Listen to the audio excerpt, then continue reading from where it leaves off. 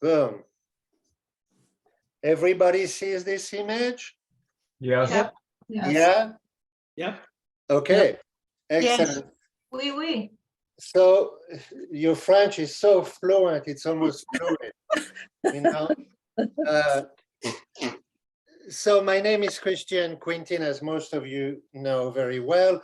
This lecture is going to be about French art, as are the next 4 lectures. This one is about French art during the medieval time, the late medieval time to the early Renaissance. And the map you guys are looking at is quite an extraordinary and beautiful map. This is what France looked like during Joan of Arc. So this is like 1429 or something like this. Paris is right here. Can you see my cursor? Yes. That's Paris, right? And I was born here. Just so you know, those 2 islands here, Guernsey and Jersey, they still belong to England. Mhm. So I just want to address that. You know, I'm not too happy about that. So this lecture is not going to be a comprehensive view of French art. You know, it's more as if you guys were traveling through France and you had a few glimpses and a few memories. So, you know, I collected stories and images that I found interesting, curious, or beautiful that I simply wanted to share with you. So this period of late Middle Ages to early Renaissance started roughly 700 years ago. And it was marked by 3 main events. One was the 100 Years' War between the House of Valois, French, and the House of Plantagenet, the British, which were both from the same French family. And there were also the Black Death, and there were also Joan of Arc. So art during this period took many forms. The most popular form of art during this period was definitely illuminated manuscripts. So illuminated manuscripts were called Book of Hours, and they were mostly Christian devotional book. And each book was made for one person, a wealthy noble. It was richly illustrated. It was often written in Latin, and it contained a collection of texts, prayers, with full-page miniature painting, with beautiful calligraphy and marginal decoration. This one is from a gentleman called Simon Marmion. It's his Book of Hours. It was made in 1480. And Simon Marmion was a French painter. He mostly worked on illuminated manuscript. And what you're looking at here is you can see King Harold ordering a soldier to kill his firstborn. So it's a very happy story inspired by the Bible. Oh my God.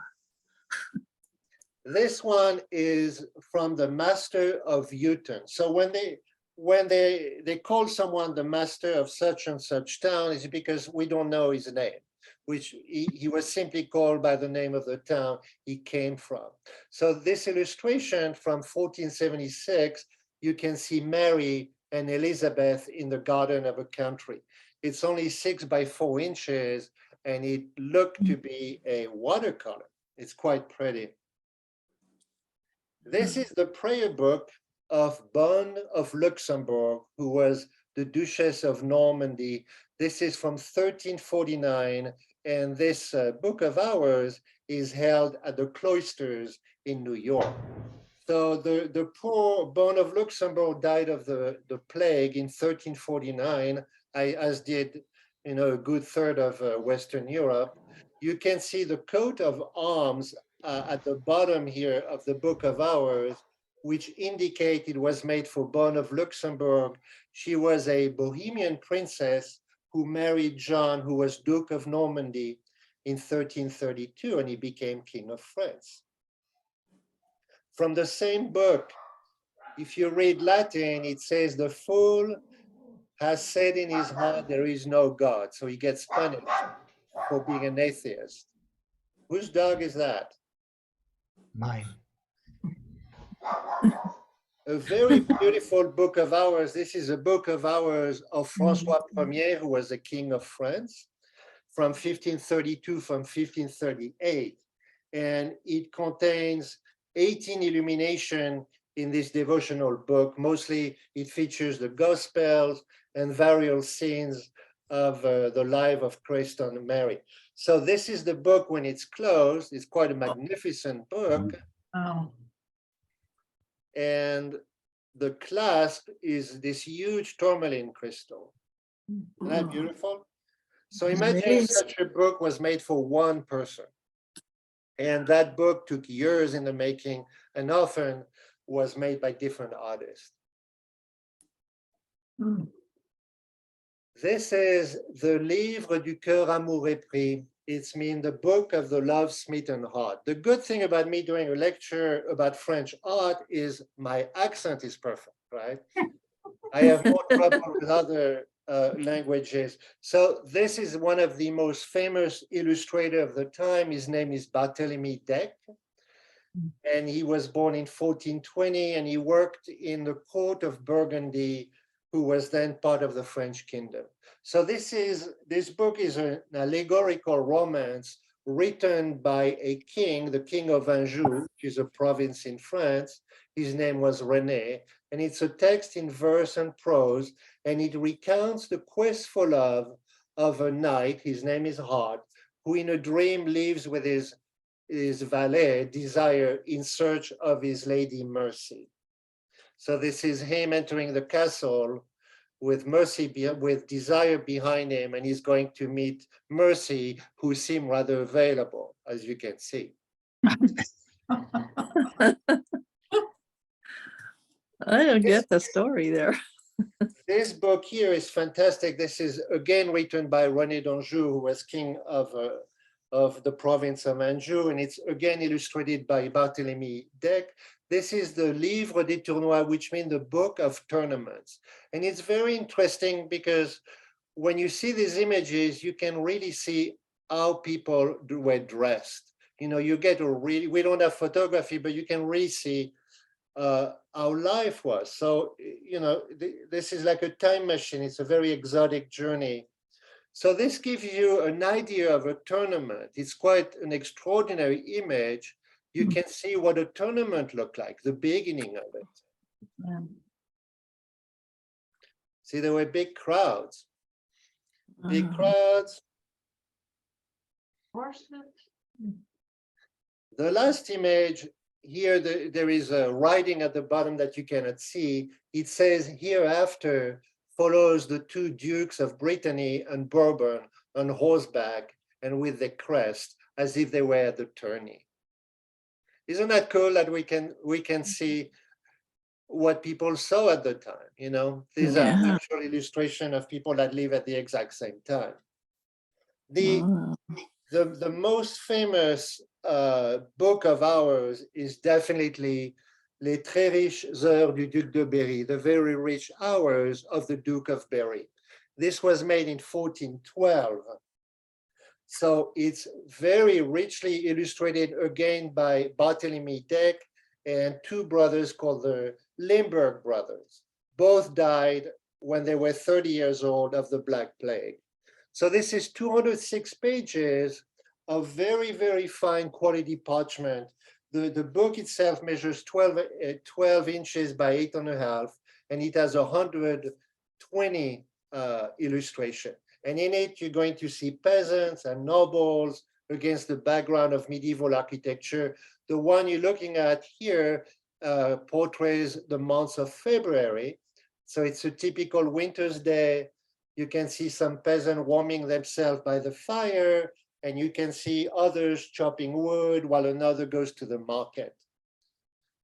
The next one is the months of March, and you can see peasants sowing the fields.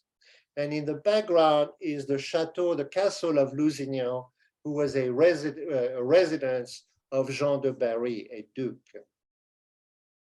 And the last one from this book, this is October. And the interesting thing about this one is you can see Le Louvre. It's the first image of Le Louvre in the background.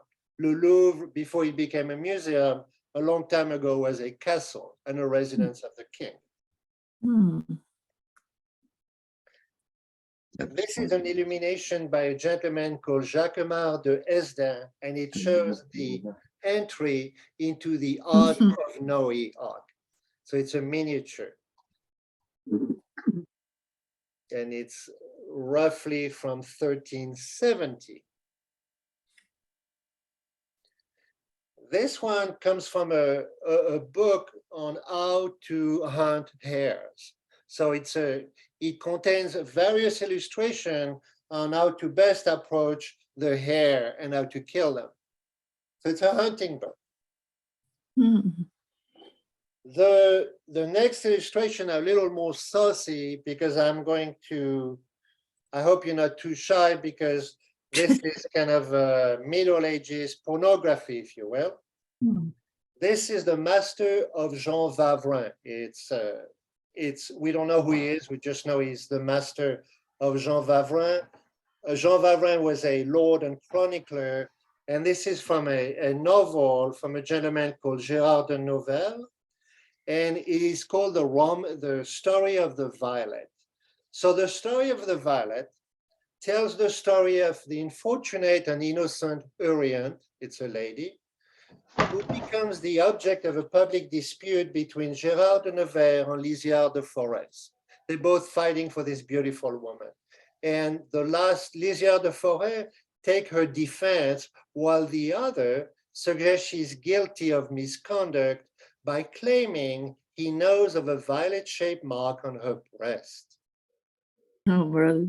So the tone of his book is often cynical and scandalous, and he mocks the chivalrous literature of his time. So it's rather refreshing. Here, his servant is going to make a hole in the wall so he can see when she undresses. They're looking for the violet mark on her breast. What do you mean a violet mark? You mean like the picture of a flower? Like some tattoo on her breast. Oh, okay.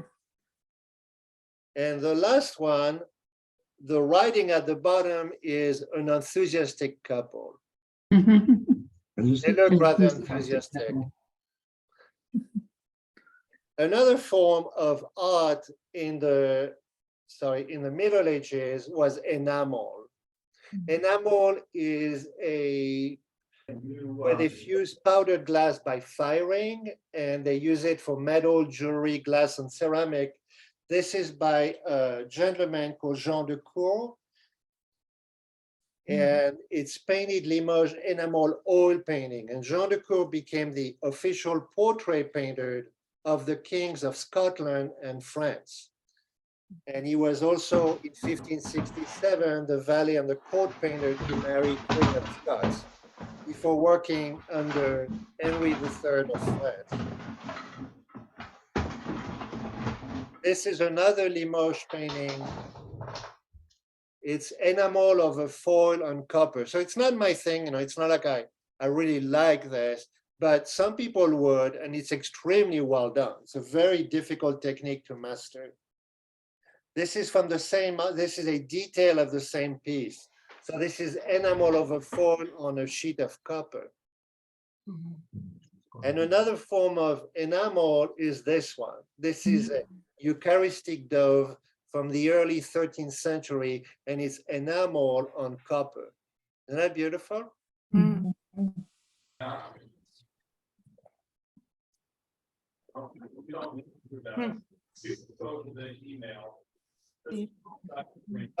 By far, one of the most popular form of art in the medieval time was tapestries.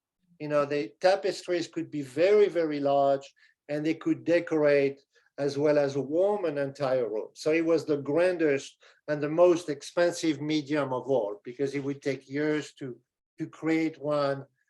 This one is at the Musée de Cluny in Paris. It's made of wool and silk.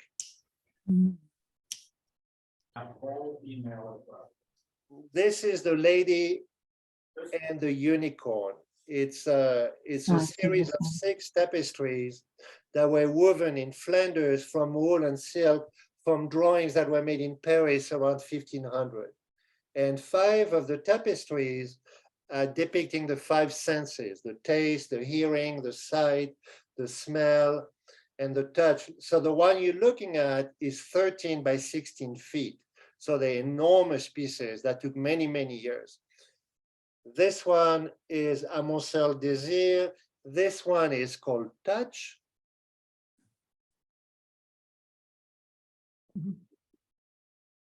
And this one is also the same size, around 13 by 16 feet.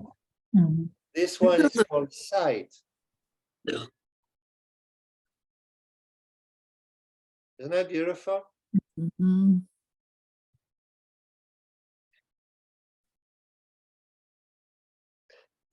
This is the Apocalypse Tapestry.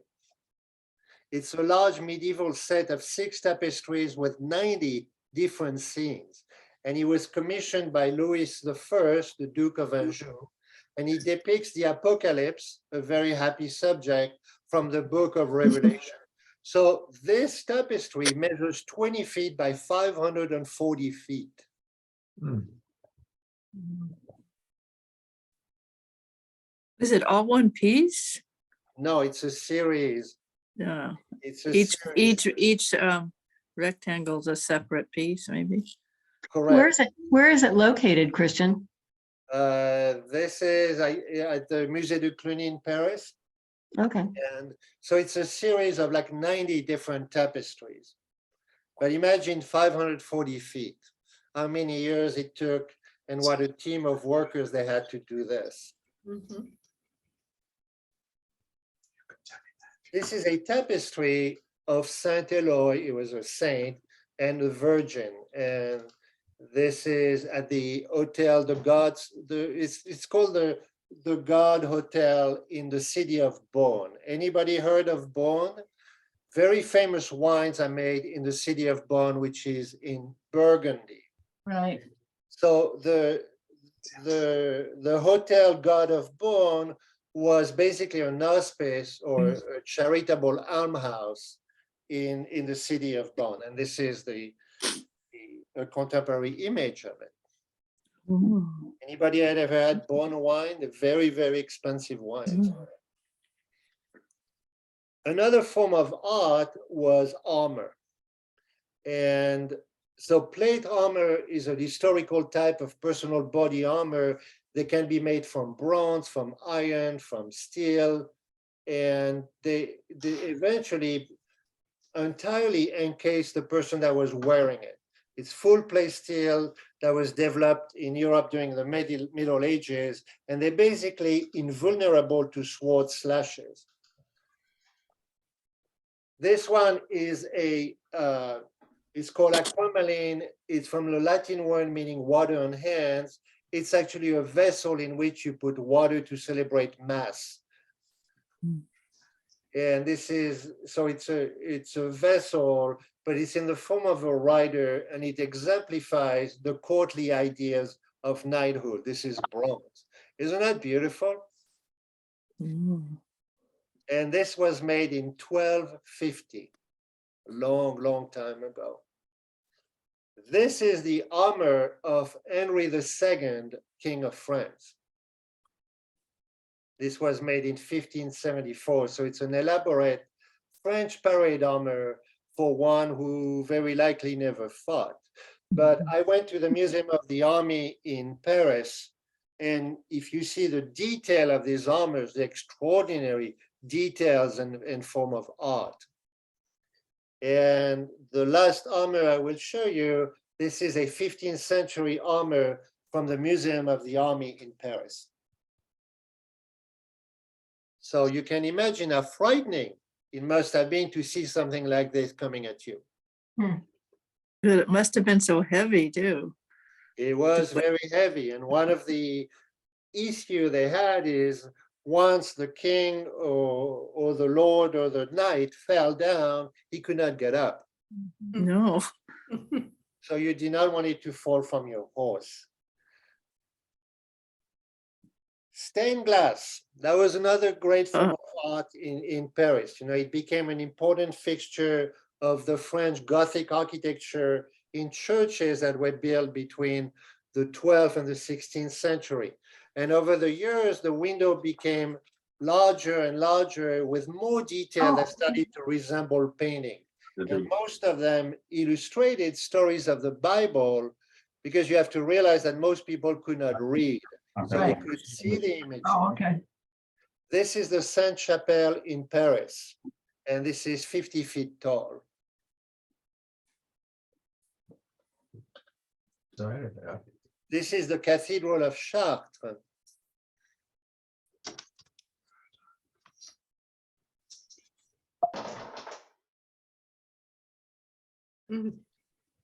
This is against the Chartres Cathedral. It's called the Passion of Christ window. You can see how complicated these windows are and how grand they are, suggesting the presence of God.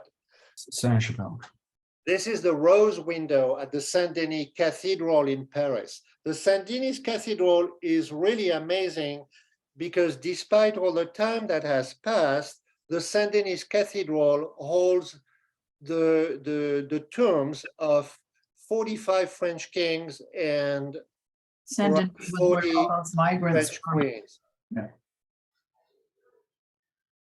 So it's the Rose Window at Saint-Denis. Mhm. And I wanted to show you that this is the organ as the Basilica of Saint-Denis in Paris. Is that amazing? Mm, Mm. Wow. So since we're talking about church, I must show you or talk to you about the Cathedral of Notre Dame. You can see in this illumination of a gentleman called Master Antoine de Bourgogne. This is around 1420. This is the first image that we have of Notre Dame. And then it did not have his famous spire. So I gave her a printout. And we can hear you.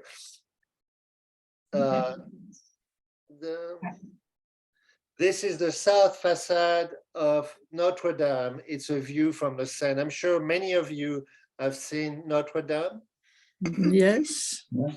Before the fire. Before the fire. This is the spire before the fire. Mhm. Yes. These are the ribs that are holding the nave or the roof. It's rather extraordinary architecture. It's It is. hard to imagine that people at that age could build something so magnificent. That part all burnt, huh? That whole roof, wooden roof It there that did. we're looking at. Yeah. This is the fire that happened in Notre Dame. And I didn't know that it had happened. And I went to Starbucks and the barista gave me a hug because she knew I was from France, Oh, because it was shocking, and it shocked me the was. way you remember the book 451 Fahrenheit or something like that? Yeah. Right? heard- It's heard of it, shocking yeah. when you see, it's one thing to see people die in wars, but it seems even more criminal when our culture is destroyed. That's That's very hard to fathom. It So was- this is the fire, and these people were Yeah. shocked in the street watching this scene. Mhm. I was watching that on TV. But I digress. So let's move on to, this is since we're in Paris, this is a map of Paris, which is really pretty. And this is dated 1550 by a gentleman called Olivier Truchet. Isn't that a beautiful map? Mhm. Very And it's interesting. very, very accurate. And you can see here, Notre Dame is right here. Yeah. And not easy to do when you're ground bound. No, Mhm. no, I love this map. Yeah. All the little houses. I know. Thank you. Of course, these 2 centuries also produced some great sculptures.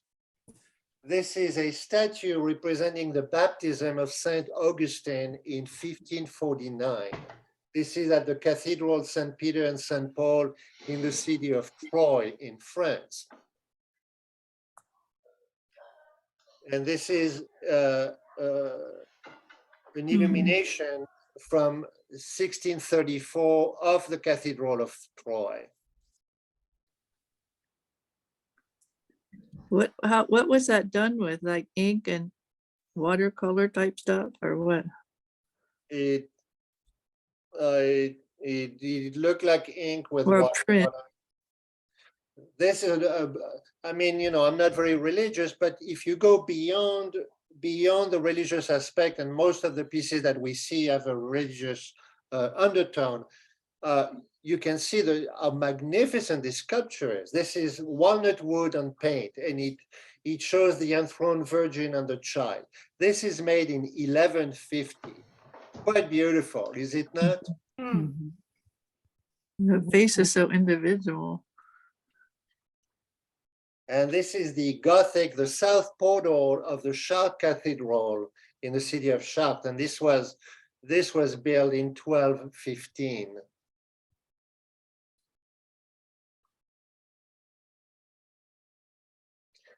This is an ivory statue that is at the Louvre. It's, of course, the Virgin Mary, and this date from the 13th century. Wow. It's very delicate, very, very pretty. This is the coronation of the Virgin. Again, this is painted ivory, and it measures roughly 10 inches. And this is held at the Louvre Museum in Paris. It's quite amazing, is it not? One of them is really, it's just like, what's the hardest thing to do in stone? Well, I don't know. Let's do This some one is very paper. amazing. This is a reliquary, Like it's hanging. What do you say? so something that is done for a church. This is a reliquary of Saint Ursula. It was made in 1509. It's made of gold, silver, bronze, and enamel. It's quite a stunning piece.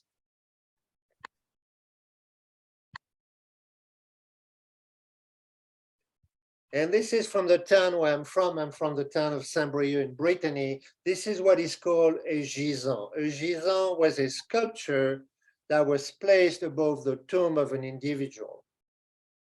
And you can see in the little window, you can see the femur bone of that person. Oh my God. This is the cathedral of the town I was born. This is the town of Saint-Brieuc in Brittany. And what you can see is that churches in medieval time, before they became Gothic and extraordinarily decorated, the churches then were also a fortress. So when there was danger, the people would find refuge in the church, and it became a fortress. This is a sculpture of Joan of Arc in Saint-Malo, the town of Saint-Malo. I took that picture.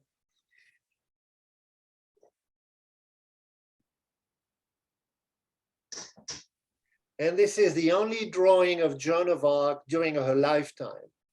This is actually a doodle on the margin of a Paris Parliament document, though the artist never met her. You know, during the 100 Years' War, Joan of Arc acted under divine guidance, and she became a military leader who transcended not only general, but she also gained recognition as the savior of France. You know, she fought for the King of France, who was fighting during the 100 Years' War, the British who had invaded Normandy. This is an illumination from 1506 from a gentleman called Jean Pichot, and it shows Joan of Arc riding her horse outside the city of Orléans. And there will be a siege, and the British will be kicked out of France. So she's a big symbol in France. This is another illumination. This is pigment on parchment. It's from the 15th century, and it also showed Joan of Arc.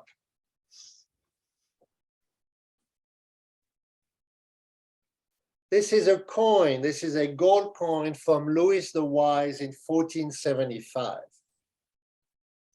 Why do I show you this? Because I know what temptation does to people. This is what happened to counterfeiters. This is an illustration from 1290.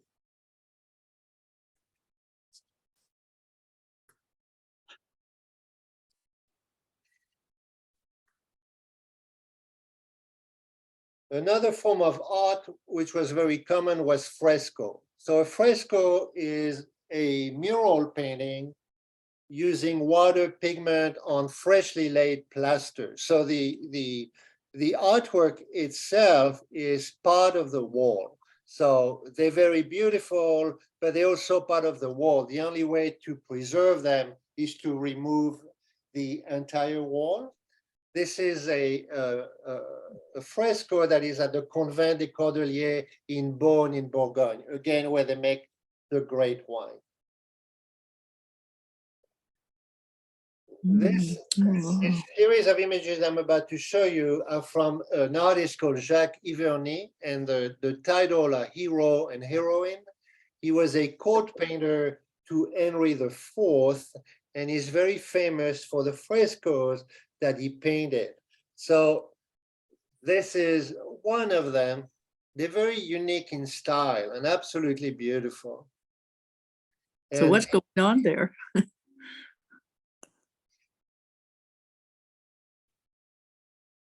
well, it's a happy day. This one is absolutely stunning. And these are the hero and the heroine. Isn't it graceful? Hmm. And this artist, Jacques Iverny, also painted these retabble, which a retabble is an altar panel. This is oil on poplar wood, and it's also at Le Louvre, and it shows, it's a scene of the life of a saint called Saint Andre. And here you can see Saint Andre extinguishing a fire. The next one is Saint Andre is chasing the demons from the city of Nice. You can see that they use gold foil on the background. These are priceless pieces. So then we go to paintings. Of course, there were a lot of painting. It was not as popular as tapestry, but it will slowly become the most popular medium of the following centuries. This is a painting by a gentleman called François Brunel. François Brunel the Younger. This is called the Procession of the League. The League was a Protestant league. So François Brunel was a French historical painting. He created many paintings for churches.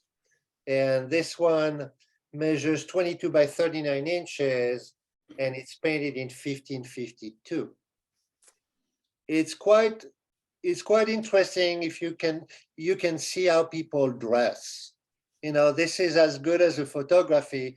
It's very exotic, again, as a time machine to see, you know, the way people wear. Mhm.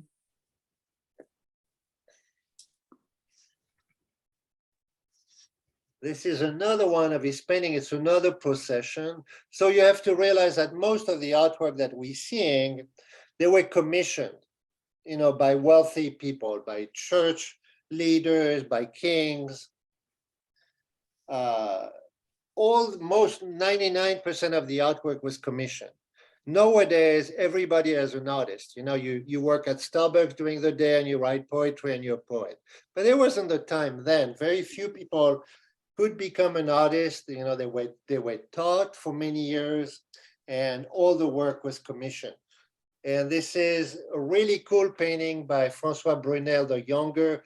This is what you don't want to happen if you're an artist. This is the confiscation of artwork from a painter's studio because he did not pay his bills. And then they made a painting of it. He Oh made a God. painting of it.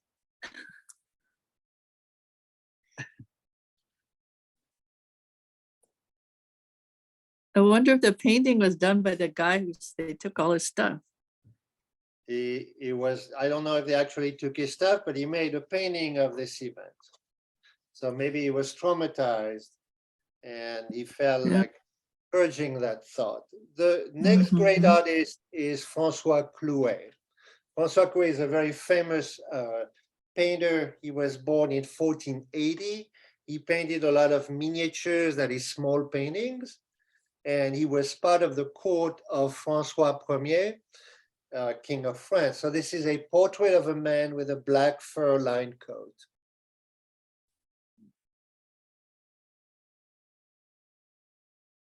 This is a portrait of Charlotte de France, Charlotte of France, who was the daughter of François Ier, King of France, whose court was an international center for the arts.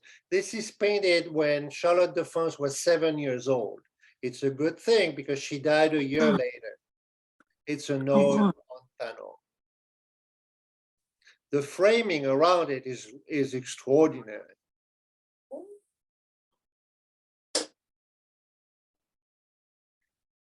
Same artist, Jean Clouet. This is a portrait of Guillaume Gouffier. He was a French soldier and a tutor to François Ier, François I. It measures 14 by 10 inches. It's an oil on wood panel. Most people painted on wood panel until the advent and the popularity of canvas just took over. So if you read Old French, the writing at the top of the painting says that foolish desire abuse us. So you don't want to have foolish desire. This is his painting of François Ier France, François I, who is one of the most famous king in France. This is painted in 1527. It's an oil on oak panel.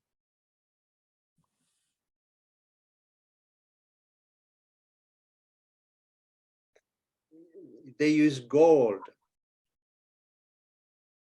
What do you mean? You can see that a lot of the decoration on the clothing is made with gold. So a painting like this would take many, many years and maybe require different artists. It's exquisite. When you Oh. say they used gold, do they apply the gold as a foil afterwards, or do they mix the gold into a medium and paint with it? No, Or do you mean the guy's wearing? they use gold for it. But for what? For his outfit or for the paint? No, for all the details on the clothing. So the guy was actually had that on his clothes. Or at least he was painted like that. I thought maybe you meant they used gold that made paint out of it or something. No. They No. use gold foil on the painting. This is a painting of Marguerite de Navarre. It's portrait of a lady with a parrot. It's painted in 1527. It's an oil on oak panel that measures 24 by 20 inches.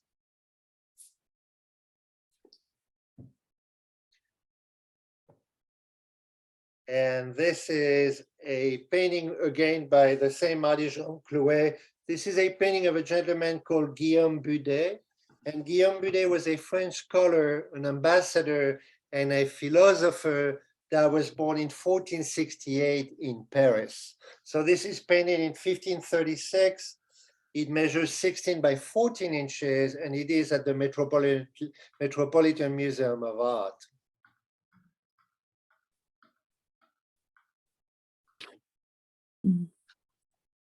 So this was Jean Clouet, but his son became an even more famous painter than his father. This is François Clouet, his son. This is called the billet doux, which means the love letter.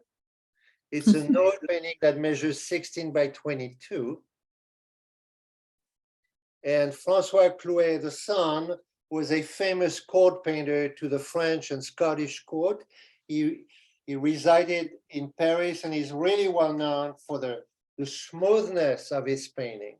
He was born in 1510 in the city of Tours in the Loire Valley, where very soon in a century will be built all the Loire or the castle in the Loire Valley.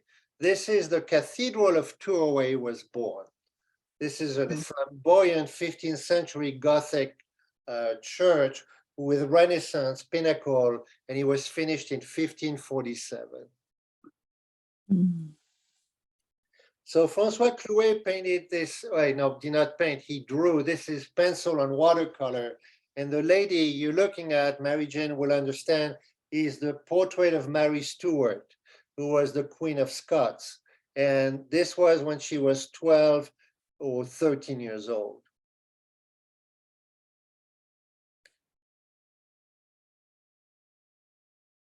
This is Elizabeth of Austria, who became Queen of France. It's a 15 by 10 painting. Wow. You can see how exquisite the painting of the jewelry is. Oh, the pearls. The pearl, yeah. It's beautiful. This is Charles IX of France, another king. This is a large painting measuring 87 inches by 45. It's painted in 1566. And again, you can see the attention to the clothing and the folds. It's quite beautiful with a green curtain against the red velvet chair. Mm. This is a lady in her bath. This is at the National Gallery of Art in Washington. This is an oil on wood panel that measures 36 by 32 inches, and it was painted in 1571. And here's another drawing by the same artist, Francois Clouet, of Mary, Queen of Scots, but she is older at the time. This is a watercolor on vellum. Vellum is a parchment that is made from calf, Oh. the baby sheep. And the last painting of this artist is this one. This is Louise de Lorraine. It's an oil on canvas measuring 45 by 57. It's quite amazing. Gee.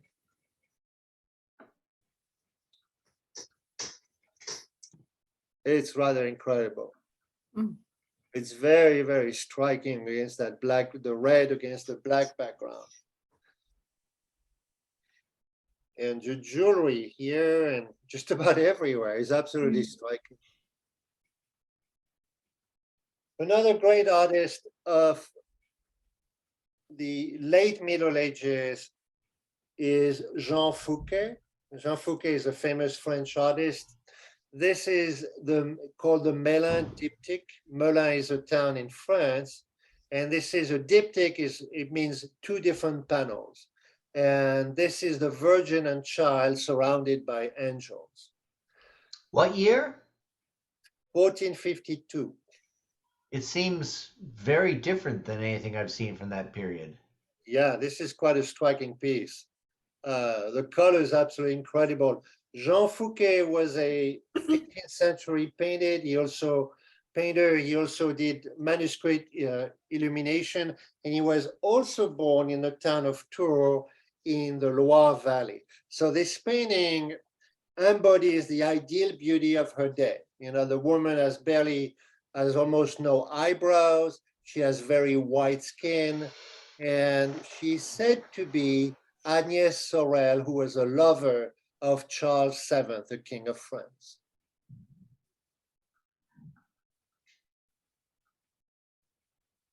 As I said, this was a diptych, so there's two panels. The other panel is not as exciting. It's a painting of Etienne Chevalier and a saint called Saint Stephen. Etienne Chevalier was a major civil servant under two kings, Charles VII and Louis XI, and he commissioned this diptych. So he had to be in the painting. But the one really people care is this one. This one is incredible.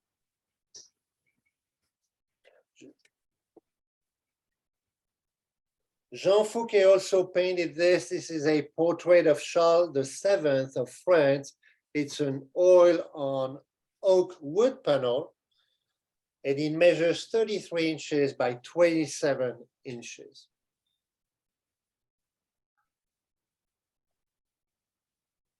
It's very typical imagery of the Middle Ages. This was how justice was rendered in the Paris Parliament under Charles VII in 1540. So it gives you a little bit of an idea of what Paris Congress would look at the time. So is that like a court, you said? It's the Parliament. Oh, well, look at that. Looks like they're pulling that guy in the foreground, like they're gonna do something, John. He's trying to take photographs, you know. Something like that. Looks like something bad's gonna happen there. Yeah. This artist here is Nicolas Froment. This is the resurrection of Saint Lazarus, It's painted in 1461. It's an oil on panel, so it's a triptych. You know, there's 3 different panels. The central panel, this is very big. The central panel measures 70 inches tall by 53 inches. And Nicolas Froment was an early Renaissance and late Gothic period. He was born in the city of Avignon in the south of France in 1435. So when you folded this triptych, this was painted on the outside. The advantage of doing diptych and triptych, different panels for altars or for church, is they could be, you could close them and carry them. They weren't attached to a wall. So this is the cover of it. He also did this painting, which is called the Triptych of the Burning Bush. It's at the Saint Saviour Cathedral in Aix-en-Provence in the south of France, where my sister lives. And this measures 10 by 14 feet. So very, very large, painted in 1475.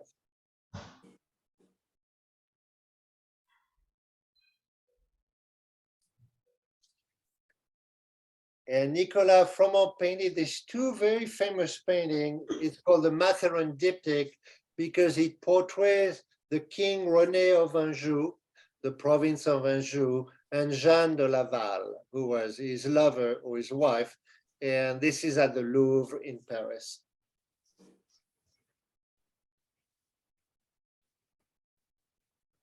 To stay with the religious, oops, sorry, let me do this. To stay with a religious element, this is an altarpiece called the Cellier altarpiece. It's a triptych, 3 panels. It's painted in 1509, and it shows, it's a biblical scene that measures 40 by 24 inches for the central panel. This painting or the one 2 ahead? The one in the middle. And this artist called Jean Bellejean, oh, sorry, I missed that. This is it, sorry. This is the Cellier altarpiece. You can see the elaborate framing of the triptych. Mhm. So even though it may not be your genre of painting, you can still appreciate how exquisitely painted it was. This artist was born in the town of Douai near the frontier of Belgium and France, and is known for his religious painting. The next one is absolutely beautiful. It's called Do Not Touch Me. It's tempera and oil on panel. These are the exterior wings. So these are the exterior wing for this panel. When you close it, this is what you see. And you can see Christ as a gardener. And it's from a saying in the Bible, Jesus said into her, do not touch me, for I'm not yet ascended to my Father. Mm. Isn't that an unusual painting? The colors, it's Yeah. very striking, The heavy shadow. the heavy shadows.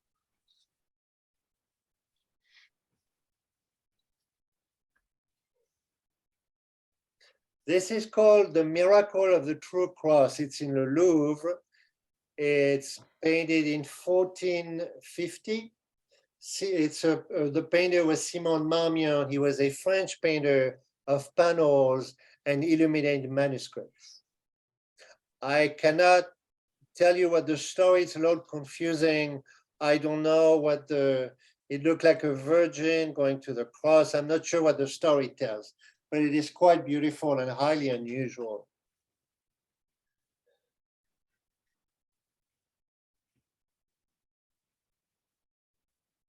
Another famous artist of France, I mean, famous, most people have never heard of him, but at the time he was famous.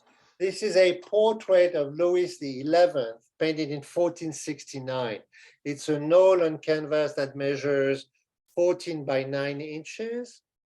And Jacob de Littermont, the artist, was a court painter to Charles VII and Louis XI until he was replaced by the artist Jean Fouquet in 1475. But he was sorry, go ahead, Terry. I was just gonna say, it's such unusual clothing Unusual clothing and kind of a and cartoon. the necklace too, I know. and the hat. It doesn't look like the usual thing you see. No, it's a little bit cartoony, but it's an amazing piece for the time.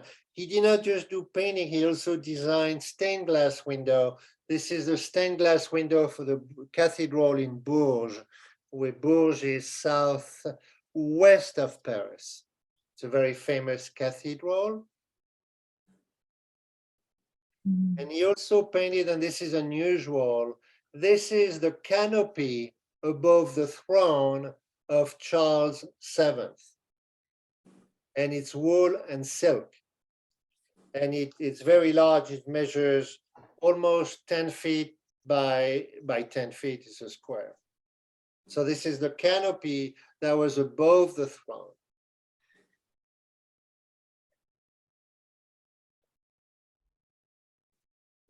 This is another artist. His name is Jean Péréal. This is a beautiful piece. The colors are absolutely magnificent. This is a portrait of Louis VIII of France, painted in 1514. It's an oil on panel that's fairly small, 13 by 9 inches, and it is at Windsor Castle. Jean Péréal was born in 1455, and he was a portraitist and a court painter. As you can see, just about all the artwork was commissioned, and a lot of these artists were court painters. This is a portrait by Jean Péréal of a gentleman called Pierre Marin de la Chesnaye. It's an oil on wood panel that is also at the Louvre. But there's something rather extraordinary and intense about his look and his blue eyes, isn't it? Yeah, it's weird because it's like higher up, they almost cut off his head part of this, it's placed oddly on the inside the rectangle. It is. Me. It is. And this is cool because you get to see the original frame. This is roughly 600 years old, guys. And again, it's an indication how people dressed, even though this was likely to be a noble. I have two anonymous paintings for you. A lot of the paintings that you find, we really have no idea who they were. This is a beautiful painting of Prince Hercule François. That's his name. He was the Duke of Alençon. It's painted in 1572. It's an oil, you can see at the top here, François Duc d'Alençon. He was the son of Henry II, King of France, Roi de France. You guys see that? Mm-hmm. So this is an anonymous painting. It measures 74 inches by 40 inches. This is in the United States. It's at the National Art Gallery. This one is also an anonymous painting, and you can see the original frame. We don't know who painted it, and we don't know who is being painted, but it is an oil on wood panel measuring 14 by 11 inches. Mhm.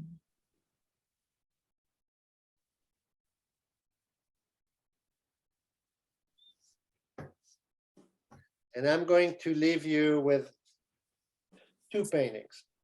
One is from an artist called Nicolas Dupré. It's an oil on wood panel. Nicolas Dupré was an early Renaissance painter who was born in Paris in 1495. He lived in Avignon in the south of France. This is called the Fleece of Gedeon. It's painted in 1500. And I'm going to leave you with what I think is the most beautiful painting of the lecture. At least it's my very favorite. This is called Jacob's Dream. It's an oil on wood panel from the 15th century. The painting, Jacob's Ladder, he displayed the patriarch Jacob when he lay down to rest beside a road. And he had a dream. And in this dream, he saw a ladder that connected earth to heaven. Mhm. Is it not a beautiful illustration? It's gorgeous. Yeah. It is gorgeous. The clouds are so unique. Yes, the clouds are unique. It feels almost like a contemporary illustration, and the colors are magnificent. And High you can, contrast. huh? High contrast, color contrast. Yeah, yeah. Mhm. And it's written in Latin at the bottom, Jacob Ladder. I think it's interesting that the angels are taking a ladder to heaven, although they have wings. That's what I said before. Yeah, but You they're would have learning how to fly. It's a step-by-step process. They're earning Godspeed. their wings. I thought this one is absolutely beautiful. Yes. It's so different. It is. It is.